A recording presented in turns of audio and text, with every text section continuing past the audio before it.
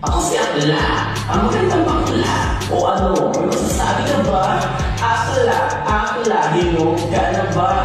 Oo, Akla. Magandang umaga na naman po sa inyong lahat mga ka-akla. At dito na naman po si Akla Show.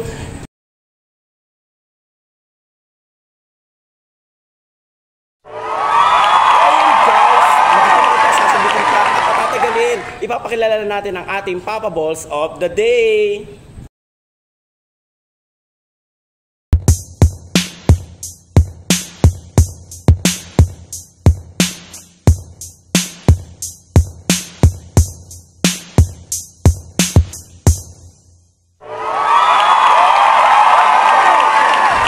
Ayan guys, nagbabalik po tayo sa Akla Show.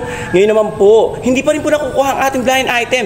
Kaya pataas ang ating papremyo. Pero bago kayo mag-comment sa ating comment section box, ibibigay ko na po ang ating another clue. Ayan, isa po siyang freelancer actress na senior na. Ayan. Kaya ano pa hinihintay guys? Mag-comment na! Dali na! O ano, may masasabi ka ba? Akla, Akla, hinog ka na ba? Ano nangyari sa iyo sa mahabang panahon hindi tayo nakita?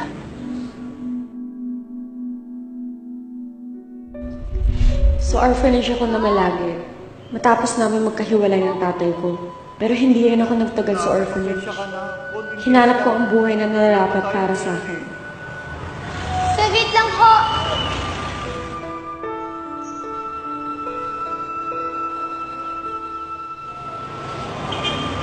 Eto ho.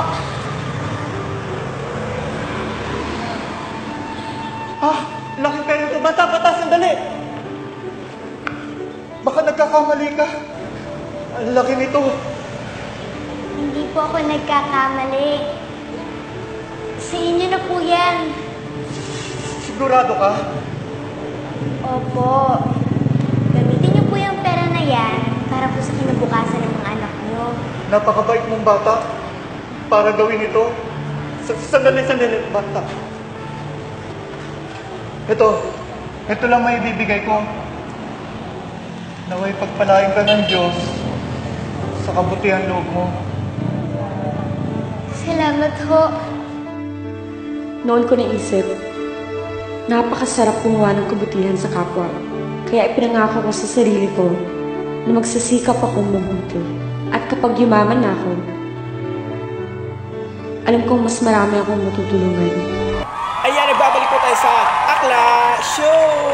Ayan, guys, magpapatuloy pa rin po ang ating interview sa nag-iisang king of short film sa film industry. Walang iba kundi si Direk Otep Jefferson Santiago. Welcome sa pagbabalik, Direk Otep. Salamat sa uling pag-invite sa akin dito sa yung show na Akla Show. Siyempre, of course naman, Direk, ikaw pa ba? Ayan. At thank you sa pag-greet mo sa akin ng 29 years sa aking show. Guys. 29 years na po si Direk Otep sa... Bali next year, bongga daw kasi may mag-sponsor sa akin. Nice! Para sa 30 years. Nice, abangan natin yan mga ka-freelance. Ayan. Ako si Akla, ang magandang bakla. O ano? Hello mga freelance, dito pa rin po tayo sa Akla Show with Direk Otep. Ayan. Ano Direk, pag-usapan naman po natin is yung kung gaano katagal kayo nung 29 years, tama po ba? O yun. Ano po ba yung mga nangyari sa buhay nyo nung sa loob ng 29 years? Sa loob ng 29 years, marami. Kasi marami ako nagkaroon ako ng mga achievements sa Russian. Una muna, ang certificate na natanggap ko kay Direk Sergio Santiago. Sumunod kay Direk Steven Spielberg, yung Hollywood director. Oh, nice, Direk. Matagal na yun yung mga year 90s pa yun. Binigyan ako. Tapos, ito, yung sumali ako ng YouTube Film Fest, yung pinaka-first YouTube Film Fest sa online. Wala pa nakakaalam nun yung pinaka-unang Film Fest. Sumali agad ako noon. Nice. Oo. Tapos, may mga workshop din akong pinuntahan. Hindi lang workshop nung time na yon, nagturo na rin ako ng workshop. Marami na rin workshop akong pinagturuan. Pati kay Direk Fred sa ibang workshop sa mga bata. Marami hindi ko lang mabilang kung saan. Di Direk, paano yun Hindi kailangan i-reveal mo yung lahat ng certificate mo dito sa ating para Akla makita Show. nila. Oo naman. Para baka sabihin naman nila gumagawa ka lang ng kwento, di ba? Ganun. Ayan. Kaya kailangan ipakita natin. Ito, papakita na guys ni Direk Otep yung kanyang mga certificate. Andyan yan. Taran!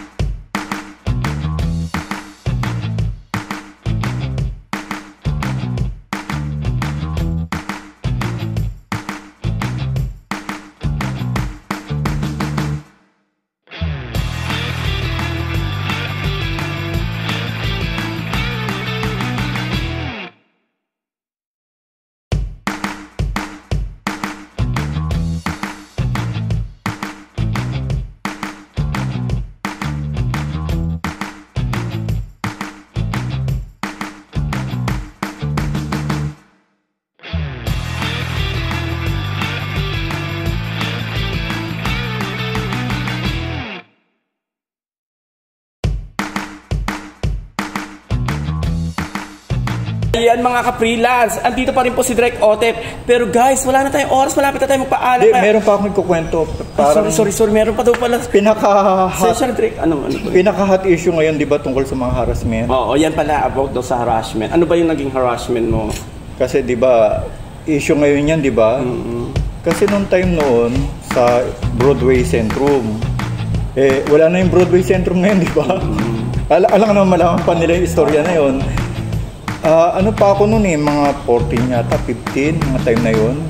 Merong isang gay, di ba, nandun ako sa CR. Kasi merong tinitaping noon na sitcom. Sabi niya, kuya, sabi ko, bakit kuya? Ang bata ko pa. Siya nga ang kuya kasi siya matanda. Baka gusto mo? Anong gusto mo? Gusto mo magkaroon ng show, maging artista? Ganon. Inopera ka niya direct? Oo. Tapos, pero kailangan mo ng ano naman reaction mo nun? Sabi ko, hindi, nabigla ako kasi bata pa ako noon hindi ko pa alam nagtawag ako ng guard. Sa tao. May guard naman dun sa Broadway. Sabi ko, guard, tulungan niyo ako dito, may nangaharas. Bigla siya nawala. Buti na lang, hindi naman yung makakaparas. Okay naman. At least masaya na siguro ngayon siya kung nasan siya ngayon. Pero sa loob ng CR yung nangyari. Pero tawag agad ako ng guard. Yan guys lesson learned. Kapag merong mga ibang tao na hindi nyo kilala, tapos kakausapin kayo, kung masama yung motibo, iwasan po natin guys para hindi tayo mapabilang sa mga na umakalat ng mga ngayong haras-haras yan guys. Yan. Thank you Direk Otep sa pagbibigay unlak sa akin. Ang haba ng interview mo. Sunod ulit. Years, no? Sunod ulit. Tsaka abangan yung mga bagong short film na gagawin. Yan. Tsaka congrats din sa pagka-best actor mo sa Russia, sa The Order. Sino yun? Yung kamukha mo. Congrats daw po pala dun kay Norville Gopis 27 yun. Naging best actor. Ayan. Thank you Direk. Sabihin ko kay Norville Gopis 27. Ayan guys, maraming salamat sa pagtambay dito sa ating show ng Akla Show. Hanggang sa muli. Hanggang sa muli po. Magkita-kita ulit tayo dito sa Akla Show. Bye-bye. O ano, may masasabi ka ba? Akla.